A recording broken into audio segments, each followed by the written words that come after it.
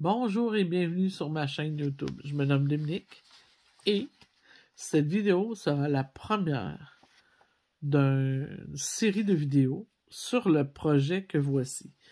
Le cardigan pour petite fille, qui est un patron Fildor que vous allez retrouver facilement en vous dirigeant sur la boutique en ligne de Fildor. C'est un patron qui est gratuit. Alors, vous sélectionnez l'onglet des patrons gratuits. Allez sélectionner ensuite l'onglet Enfants et vous allez retrouver ce super patron que vous pourrez télécharger. Et attention, il y en a plein d'autres, mais nous, c'est celui-ci qu'on va faire ensemble. Je suis vraiment contente de pouvoir utiliser les beaux patrons de Fildor parce qu'ils sont très très bien expliqués. Il se peut que j'apporte peut-être une petite variante à leur technique des fois, ça se peut, mais sans jamais dénaturer le patron parce que j'adore leur patron. Mais des fois, j'ai des petites connaissances qui peuvent améliorer la technique qu'on doit employer. Alors, sans plus tarder, on va procéder à la suite pour ce projet. Alors, maintenant qu'on sait où trouver le patron, on doit trouver notre laine. Si vous êtes de l'Europe, c'est facile, Fildor, c'est chez vous. Alors, c'est simple, soit vous commandez sur leur boutique en ligne, soit vous trouvez une boutique Fildor, et ça ne sera pas compliqué. Si vous êtes du Québec, au Canada, alors vous pouvez simplement acheter de moi sur artisanaldinor.com et vous pourrez sélectionner les coloris que ça vous intéresse pour faire ce joli projet. Ici, moi, j'ai utilisé des couleurs un petit peu différentes de ce que le patron nous demandait de prendre. Alors, eux, ils avaient utilisé la Partner 3.5, c'est ce que j'ai utilisé moi aussi, Partner 3.5. Faites attention, il existe la Partner 6, la 3.5, la Partner Baby. Ce qu'on requiert ici, c'est la 3.5. Faites attention.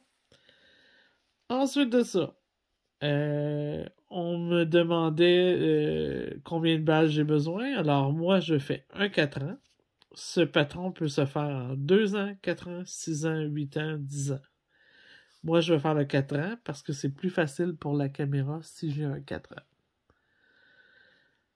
Donc, pour la couleur principale, ici, on avait choisi brume. Moi, j'ai choisi givre. Ça me prend 5 pelotes. J'ai besoin ensuite, pour mon jacquard, de 4 couleurs. Et donc, une pelote chacune. Alors, j'ai pris le écru comme eux. J'ai pris le rose comme eux.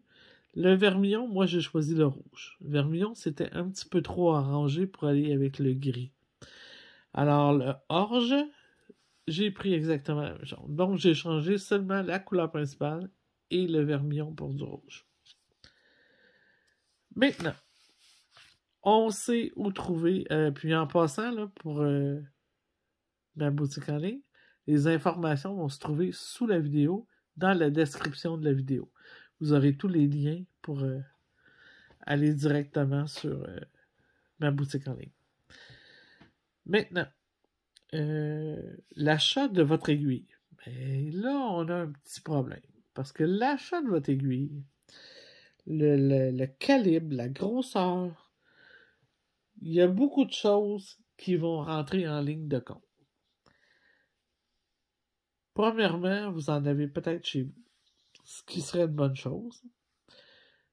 Sinon, peut-être envisager d'avoir ça, un kit. Hein? Un kit où vous avez toutes les grosseurs. Ou sinon, essayer d'avoir une panoplie de grandeur d'aiguille. Parce que lorsque on veut travailler ce vêtement, c'est pas officiel que ce qu'on demande sur le patron va être ce que nous, on va prendre comme grosseur d'aiguille. Il y a le facteur humain qui vient déjouer l'exactitude. Ici, on parle de prendre une aiguille 3 lorsqu'on fait le jersey, et d'une aiguille 3.5 lorsqu'on va faire le jacquard, la technique du jacquard. Alors, comme j'explique, ici, on nous demande des 3 ou des 3,5. Alors, si vous avez des 3, faites le premier échantillon facile, avec du 3. Mais sachez que l'aiguille que vous allez utiliser pour faire votre échantillon doit être la même aiguille que lorsque vous allez faire votre projet. Parce que si vous n'avez pas le même type d'aiguille, comme ici j'ai en bois, lorsque je vais faire mon projet, ça va être exactement cette aiguille-là que je vais prendre. Si vous n'êtes pas exactement comme ça, si vous n'avez pas la formule parfaite, et ça se peut que votre échantillon soit déréglé lorsque vous passez d'un type d'aiguille à un autre type d'aiguille. Alors, c'est très important d'avoir, lorsque je fais mon échantillon, je dois avoir la même laine qu'on me demande dans le patron et avoir l'aiguille.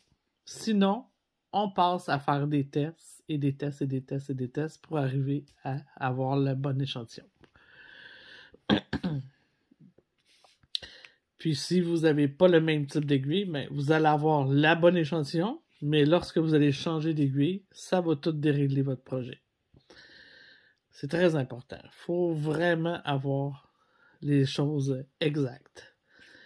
Alors ici, j'ai commencé à monter mon échantillon de jersey. On m'a demandé de faire 10 cm de... On m'a pas demandé de faire. On veut que mon échantillon mesure 10 cm de jersey. Avec des aiguilles numéro 3, je devrais obtenir 25 mailles et 33 rangs lorsque je mesure l'intérieur de mon échantillon. Alors, ça veut dire que je dois monter plus de mailles que ce qu'on veut avoir comme mesure. Ici, on m'a demandé 25 mailles. Alors, mon échantillon devrait avoir au moins 30 mailles. Moi, j'en ai mis 32. Parce que lorsque je vais essayer de comprendre mon échantillon, je vais mesurer l'intérieur. Il faut que je retrouve mes 25 mailles à l'intérieur. Ça va être plus exact. Et ensuite, pour la hauteur, ici, j'ai besoin d'avoir 33 rangs. Alors, pour pouvoir mesurer mes 33 rangs, c'est bien sûr, c'est la même chose. Je devrais en fabriquer au moins 38. Et ce, en jersey. Alors, comme vous voyez, j'ai commencé. Comme vous voyez, ça tourne. Alors, si ça tourne, c'est bon signe, c'est que c'est du jersey. Les gens qui n'aiment pas que ça tourne, sachez que c'est très normal que ça tourne. OK? Le jersey va toujours tourner. Si le jersey ne tourne pas, ça fonctionne pas. Et c'est pas du jersey que vous faites, là. Vous êtes en point mousse, vous êtes en n'importe quelle autre chose, mais vous n'êtes pas en jersey. Alors, c'est la raison pourquoi ça tourne. Et on veut que ça tourne. Par contre, là, cette fois-ci, on va faire juste l'échantillon. Alors, lorsque je vais mesurer mon échantillon, vous allez voir, je vais tout l'épingler. Alors, que ça roule ou que ça roule pas, ça ne nous dérange pas. Il y a des gens qui mettent plus de ferveur à leur échantillon, hein, et c'est pas moi. Ceux-là vont faire des cadrages de points mousse autour ou de points de riz. Vous pouvez, si vous avez la patience de faire ceci, là, vous pouvez, mais sachez que ça ne rendra pas un meilleur rendu à votre projet. Il y a d'autres gens qui vont le laver, ensuite vont le laisser sécher et vont le mesurer par après. Ceci, sachez que c'est très très bien de faire ça. Surtout si vous avez une 100% laine pas traitée, qui n'est pas super wash ou parce que c'est une laine qui va réagir à l'eau. Tandis que là, nous, nos laines fil d'or ici, c'est des laines qui ont été traitées. Hein? Ils ont des belles compositions, là, comme la Partner ici. Là, j'ai sauté vite tantôt, je ne l'ai pas dit. La Partner ici, là, c'est une 25% de laine peignée, 25% d'acrylique premium de haut de gamme et attendez un petit peu, un 50% de polyamide qui est du nylon. Alors, c'est vraiment un très beau Un très beau mix, comme on dirait, là, pour pas dire un anglicisme. Un très beau mix de produits qui nous donne une laine qui est douce, résistante et qui va être facile d'entretien. Et qui ne bougera pas. Hein? Au lavage, elle ne bougera pas. Mais, elle ne bougera pas.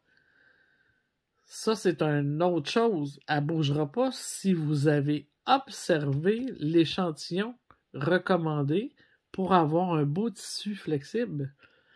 Alors, l'échantillon recommandé, c'est ici, là.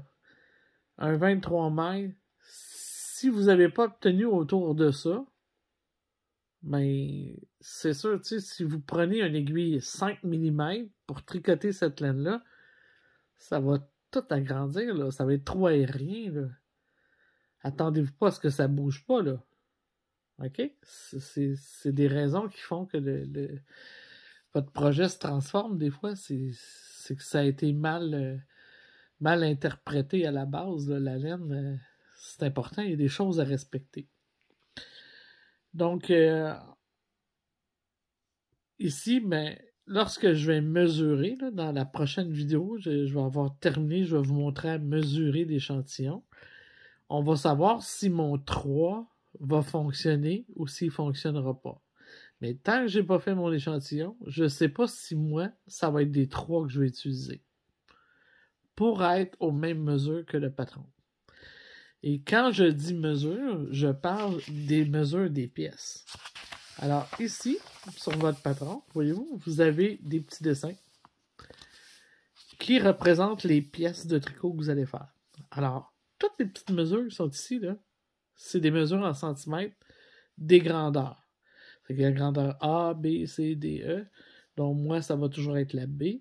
Alors, ma première largeur que je vais obtenir devrait être 30 cm. Si j'ai pas ça, c'est que j'ai pas fait mon échantillon comme il faut. Alors maintenant, j'ai pas à me plaindre après pour dire « Ah, il est trop large, il est trop ci, il est trop ça. » J'ai juste pas respecté ce qu'on m'avait demandé de faire.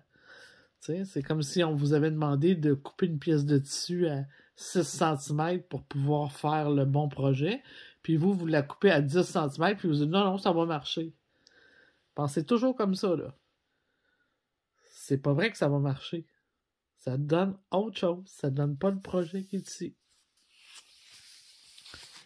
Alors, si vous voulez avoir à l'avance un petit peu l'explication de l'échantillon, comment toute la mesurer et tout, là, vous pouvez aller voir sur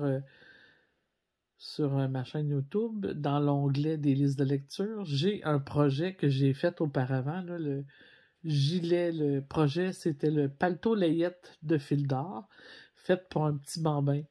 Alors, dans la première vidéo, là, j'explique tout comment mesurer l'échantillon et vous allez le savoir d'avance sur celui-ci. Vous allez pouvoir accélérer votre projet.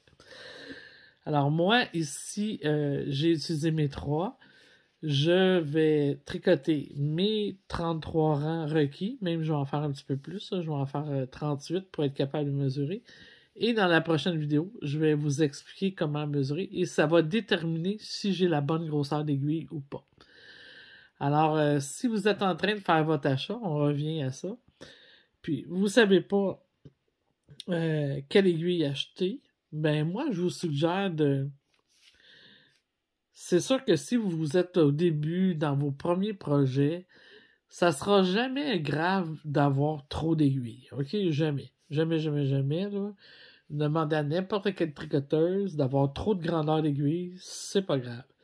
Si vous voulez, vous pouvez vous acheter un ensemble avec toutes les grandeurs, mais vous pouvez aussi vous acheter comme 2-3 grandeurs. Ici, on requiert la 3, la 3,5. C'est sûr que c'est impossible que ça l'ait plus bas que 3. Hein? C'est sûr, sûr, sûr. Alors, prenez un 3, un 3,5 et peut-être un 4. Hein? Peut-être un 4. Ça se peut que ça aille juste qu'un 4. Parce que si, quand vous allez sur du 3,5, vous êtes trop serré, ça se peut que vous soyez obligé de prendre un 4. C'est possible. Ça peut m'arriver à moi aussi. Vous allez tout le voir là, dans les prochaines vidéos lorsque je ferai l'échantillon pour le jacquard. Vous allez le comprendre.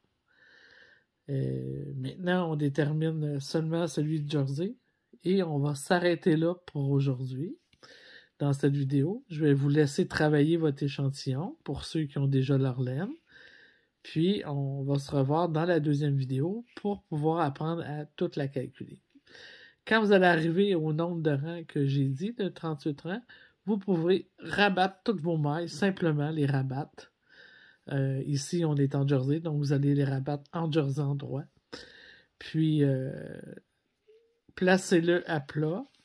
D'ici au temps où on le mesure, là, vous pouvez le placer à plat là, sur un petit apron de liège, ou vous pouvez l'épingler là, déjà d'avance, juste pour qu'il se place un petit peu là, plat.